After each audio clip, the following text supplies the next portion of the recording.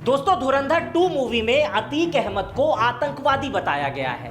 अब अतीक अहमद आतंकवादी थे या नहीं थे, ये आप डिसाइड कर लेना। लेकिन जो फैक्ट्स हैं, जो सबूत हैं, वो मैं आपके सामने रख दे रहा हूं, क्योंकि ये मेरा काम है। इस फैक्ट्स और सबूत के आधार पर आप ये तय करिएगा कि 1 बार से फूलपुर के सांसद, 5 बार के विधायक अतीक अहमद आतंकवादी हैं या नहीं है। सबसे पहले पहला फैक्ट्स आपके सामने रखता हूं। पहला फैक्ट्स अर्जुन रामपाल है। अर्जुन रामपाल जिस किरदार को निभा रहे हैं धुरंधर 2 मूवी में, उसका नाम है मेजर इकबाल। और मेजर इकबाल के किरदार को जिससे प्रेरित किया गया है, जो प्रेरणा है उनकी, वो है इलियास कश्मीरी की। इलियास कश्मीरी एक आतंकवादी था, आईएसआई का एजेंट था और पाकिस्तान के कमांडर था। बहुत बड़े पदों पे पाकिस्तान की सेना से संबंधित भी बहुत काम करता था और वो भारत के कई धमाकों का आरोपी भी था।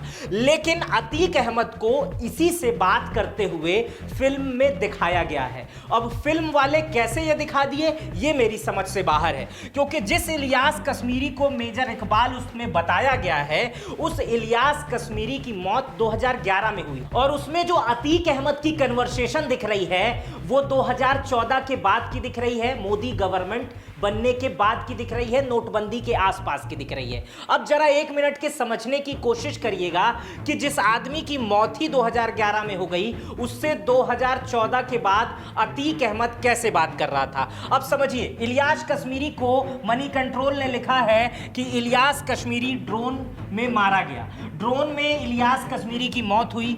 यूएस के ड्रोन हमले में इलियास कश्मीरी की मौत हुई।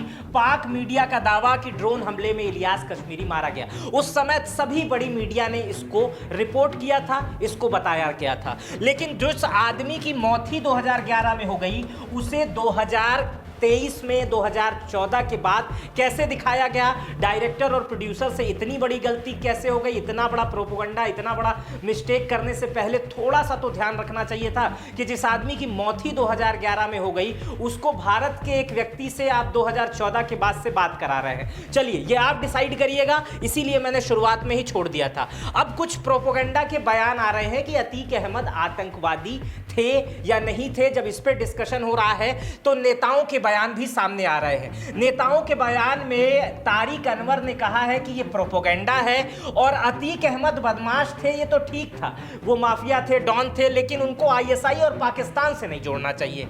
इसी तरह सपा के सांसद जो टीएन हसन हैं, वो कह रहे हैं कि उनसे कोई फर्क नहीं पड़ता, आप किसी का अपमान कर सकते हैं, आप बस फिल्म को सफल बनाना चाहते हैं। एसटी हसन का कहना है कि उनके पास कोई सबूत हो तो इंटेलिजेंस को दो, आप समाज में नफरत फैलाते हैं। ये सब तमाम बयान सामने आ रहे हैं। अब फैक्ट्स क्या कहते हैं इन बयानों पर, कि अतीक अहमद से जुड़े हुए जो सबूत हैं, जो फैक्ट्स हैं कि अतीक अहमद आतंकवादी थे या नहीं थे, इस चीजों को समझते हैं। अब जो भी चीज मैं बता रहा हूं, ये अतीक अहमद के मरने से पहले है। अतीक अहमद मरने से पहले खुद ही ये कबूलनामा कर चुका था कि वो आईएसआई का एजेंट था, आईएसआई से जुड़ा हुआ था, लश्कर तैयबा के लिए काम करता था।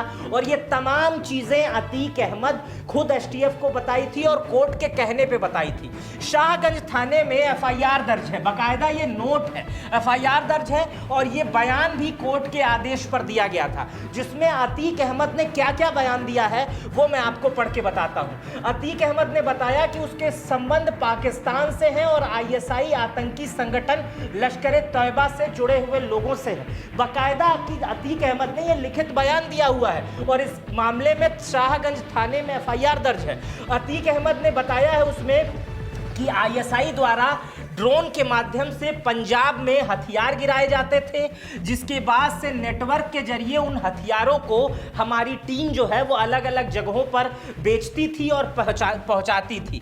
अतीक अहमद ने बताया है कि सप्लाई चेन के जरिए कुछ हथियार लश्कर तैयबा, खालिस्तान समर्थित समूहों को जाते थे, जबकि कुछ हथियार उसे भी मिलते थे। अतीक अहमद ने बताया है कि 45 बोर की पिस्टल, AK-47 आरडीएक्स जैसे हथियार उसने उपलब्ध कराए हैं, जिसके लिए वह भुगतान लेता भी था और देता भी था। अतीक अहमद ने बताया है कि आईएसआई से जुड़े हुए लोग उससे संपर्क करते थे, कई बार उसके घर भी आते थे, जिसकी बातचीत जिनके बातचीत को दौरान उसे कई साजिश का पता भी चलता था। अतीक अहमद ने बताया है कि आईएसआई और लश्कर तैयबा से कई जुड़े ठिकानों की उसको जानकारी है, और जबकि उसका भाई अशरफ भी इन सभी संपर्कों को जानता है। अतीक अहमद ने बताया है कि फरवरी 2023 में उमेश पाल हत्याकांड जिन हथियारों का इस्तेमाल किया गया है वह भी उसी नेटवर्क के जरिए हासिल किया गया था। अतीक अहमद ने पुलिस को बताया है कि जिन जगहों पर ये हथियार रखे हैं या जिन जगहों पर ये हथियार उठाए जाते हैं, अगर पुलिस वहां मुझे ले चले, मेरे भाई को साथ ले चले, तो इन जगहों की हम पहचान कर सकते हैं। अतीक अहमद पर दोस्तों 150 से 160 से अधिक मुकदमे दर्ज थे, जिसमें हत्या, अपहरण, जबरन वसूली, भूमि हड़पना, आतंकवाद यानी यूएपीए जो इसको एसटीएफ के माध्यम से लगाया गया था, वो सारे मुकदमे अतीक अहमद के ऊपर थे। 160 मुकदमे थे जिसमें सारे जघन्य अपराध थे। और 2004 में अतीक अहमद लोकसभा से सांसद भी थे और 5 बार विधायक भी थे। अतीक अहमद पॉलिटिक्स में थे, लोग कहते थे गैंगस्टर से नेता बना। अतीक अहमद की जब मौत हुई तो अतीक अहमद को लोकसभा में श्रद्धांजलि दी गई, लेकिन उससे पहले ये कुछ स्क्रीनशॉट मैं आपके सामने लाया हूं, जो कि पिछली बार जितनी बातें मैं कहा हूं उसके कुछ सबूत हैं जो अखबारों में उस समय सुर्खियां बटोरे हुए थे। देखिए, ये आज तक की रिपोर्ट है, जागरण की रिपोर्ट है, ये एबीपी न्यूज की रिपोर्ट है, ये एनडीटीवी की रिपोर्ट है।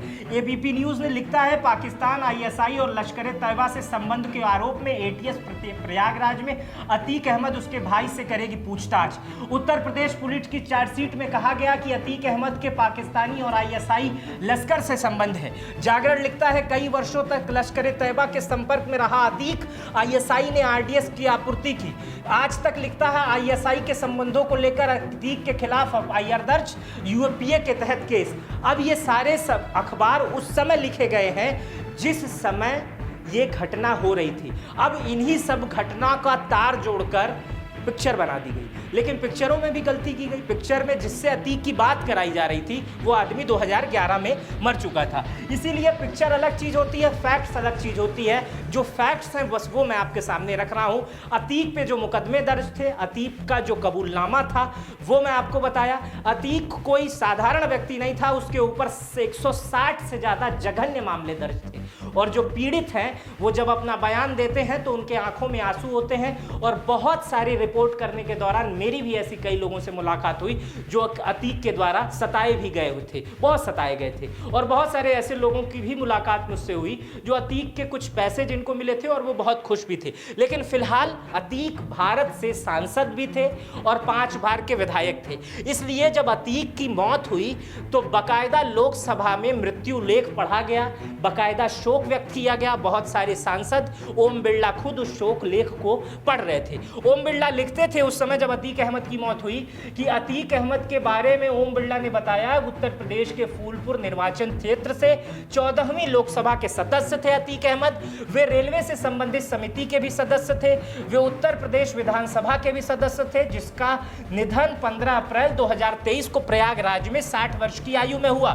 सभी शोक संदेश पढ़ने के बाद ओम बिरला मृतकों के निधन पर दुख व्यक्त किया और सदन की ओर से मृतकों के परिवार के प्रति संवेदना व्यक्त की। इसके बाद लोकसभा में उपस्थित सभी सदस्य खड़े हो गए और कुछ क्षणों के लिए मौन हुआ। यह एनडीटीवी की रिपोर्ट है। अतीक अहमद के मरने पर लोकसभा में भी शोक व्यक्त हुआ था, क्योंकि लोकसभा में वो पहले सांसद थे, बाद में वो अपराधी बने। अपराधी बनने के बाद दुनिया ने उनकी लाइव ठाए ठाए वाली खबर भी दुनिया ने देखी थी कि किस तरह लाइव उनको ठाए ठाए कर दिया जाता है।